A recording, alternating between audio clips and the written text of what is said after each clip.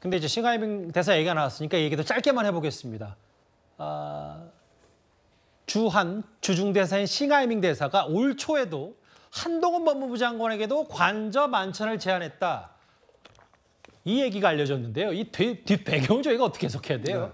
저는 싱하이밍 대사는 굉장히 그 중국 정부 입장에서 보면 애국적인 공무원이라고 봅니다.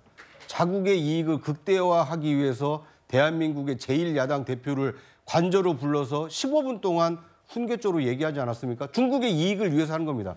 중국 공무원이기 때문에 그런 겁니다.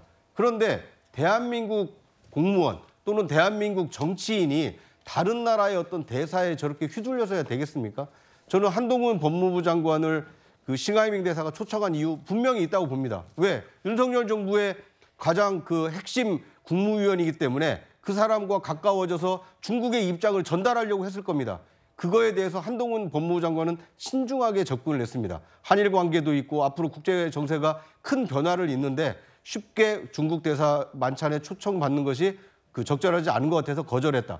그것이 바로 국익을 위한 외교입니다. 국무위원도 저렇게 하는데 국가의전서열 8위인 제1야당 대표가 너무 경거망동한 외교 행위를 한 거 아닙니까? 저는 이번 기회를 삼아서 민주당 이재명 대표가 앞으로 어떤 외교 행보를 해야 될지 좀 자성과 성찰을 할 필요가 있지 않나 하는 생각이 듭니다. 경거망동이라는 표현도 쓰셨고 여기 계신 분들 중에 몇몇 분들은 이제 내용과 형식 모두 잘못됐다. 반면 박성 비서관은 이게 지금 윤석열 정부의 그 대중정책 취지가 잘못됐기 때문에 여기서부터 출발한 거다. 뭐 이렇게 얘기를 하셨으니까요. 그런데 만약에 그런 문제 의식이었다라면 국회 외교통일위원회에서 얼마든지 외교통일부 장관 관계자들을 불러놓고 대중정책 어떻게 할 거냐 따져 물을 수 있는 기회가 있지 않습니까?